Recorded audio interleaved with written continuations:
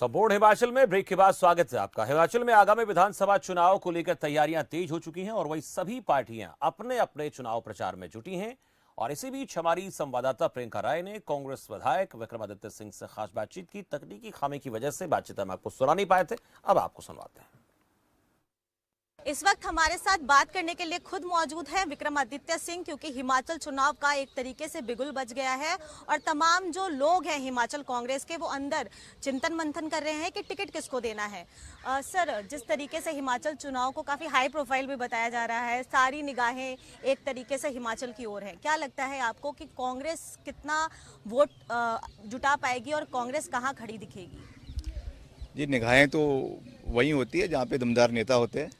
तो मुझे विश्वास है कि अगर निगाहें हैं तो इसीलिए है कि सरकार कांग्रेस की बन रही है। और हिमाचल में वैसे भी हमेशा से एक रिवाज रहा है कि हर 5 साल बाद सत्ता परिवर्तन होता है।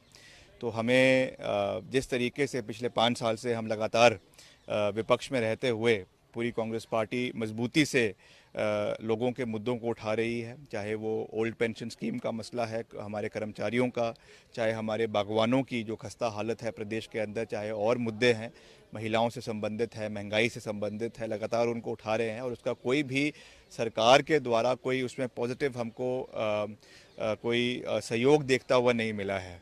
प्रधानमंत्री जी भी कई बारी हिमाचल आ चुके हैं, डबल इंजन की उन्होंने बात करी है, मगर डबल इंजन सरकार की बात करी है, मगर आज तक कोई निर्णायक निर्णय उन्होंने इन मांगों के ऊपर प्रदेश सरकार के सहयोग में नहीं लिया है। तो इन सब चीज़ों से जो निराशा जो है प्रदेश के लोगों की बढ़ती जा रही है और जो प्रेशर कुकर की सीटी है उसका अब जो है वो सीटी बजने के कगार पर है, इतना उनके अंदर प्रेशर बन चुका है।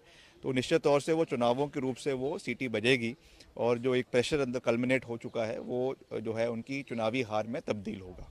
क्या प्रतिभा सिंह मुख्यमंत्री का चेहरा हो सकती है? साफ तौर पर अगर माने तो सूत्रों के हवाले से एक खबर भी आ रही है कि कहीं ना कहीं कांग्रेस भी ये चाहत रख रही है। नहीं, देखिए, ये निर्णय जो है वो कांग्रेस पार्टी की हाईकमांड ने लेना है या नहीं लेना है वो भी उन्हीं का ही फैसला है।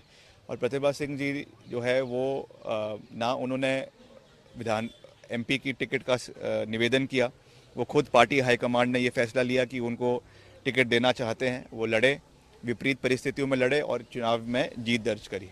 उसके बाद उन्होंने कभी भी ये निवेदन नहीं किया कि मैं पार्टी की अध्यक्षा बनना चाहती हूँ। वो भी पार्टी हाईकमांड ने, श्रीमती सोनिया गांधी जी ने ये निर्णय लिया जिसको उन्होंने स्वीकारा और आज वो एक नई भूमिका में एक सांसद के रूप में और एक पार्टी प्रेसिडेंट के रूप में कार्य कर रही हैं। तो जो भी निर्णय जो भी पार्टी हाईकमांड लेती हैं या नहीं लेती हैं, हम उनका स्वागत करते हैं। हम पार्टी के साथ हैं और पार्टी को मजबूत करने का कार्य करते रहेंगे। सर, एक सवाल ये कि जिस तरीके से टिकट को लेकर उम्मीदवार जो है वो काफी उम्मीद में है, और आपको क्या लगता है कि कब तक जो 68 सीट्स हैं उन पे नाम सामने आ जाएंगे, क्योंकि प्रचार भी करना है?